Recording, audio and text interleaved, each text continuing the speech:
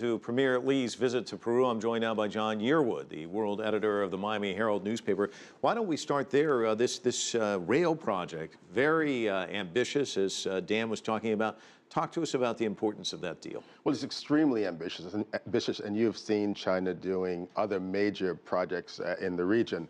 But if successful, I think it could help totally transform the region, not only in terms of labor, the number of people that it could employ, but also in terms of shipment of goods from Brazil into Peru. I mean, it's a massive project, and the potential really enormous. And we're looking at live pictures now from Lima.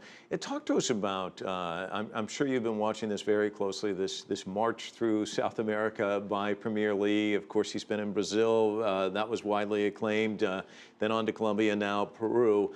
What's your takeaway from this trip? Well, what I thought was interesting is that for years, when the Chinese leaders go into Latin America, they talk a lot about commodities, and that's important. And Premier Lee is also talking commodities on this trip. But I also thought in the whole idea of this railroad, I think now we're going into really hard infrastructure, and it seems like it's not a complete shift, but an expansion, it seems to me, of the Chinese involvement in the region. And I think that's really interesting to work with. And I think it also kind of talks about the evolution of their economic approach now and how it may benefit Latin America. Oh, absolutely. And then, but what I hope that in a country like Peru, which we've seen in Brazil, for example, where the proceeds from the commodities that China has purchased in the region did not go for ultimately to help the long-term economic stability and vitality of these countries.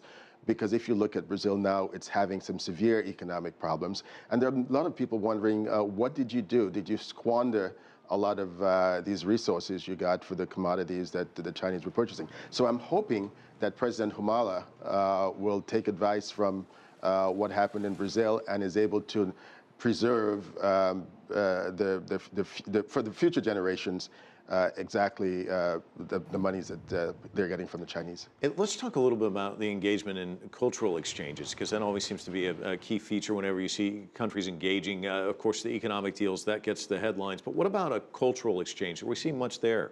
And I think that's pretty interesting, too, because as you know, Peru has long-term connections with China. You've had Chinese coming to Peru for decades, and whether it's to work on the railroad or work in agriculture.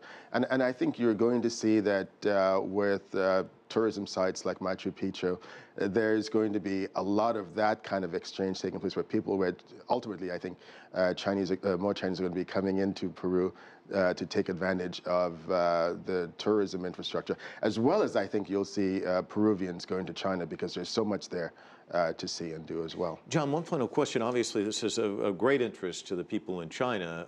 How is it playing in Latin America? I think that it's playing very well. I mean, in Peru, for example, it's the first time a head of government has come from China has come to Peru in 2 decades. So that's really important. I think it sends a really strong signal to Peru and to the larger Latin America that China is still very much engaged in the region and still cares about expanding its footprint in the region. And I don't see any real pushback to that, at least just yet, particularly when you talk about Chinese coming in and say, I'm going to work with you on a $27–30 billion project, this railroad project we've been talking about. I think that a lot of people are looking at that very, very favorably. Yes. John Yearwood, thanks so much for coming in. Really appreciate it. You're quite welcome.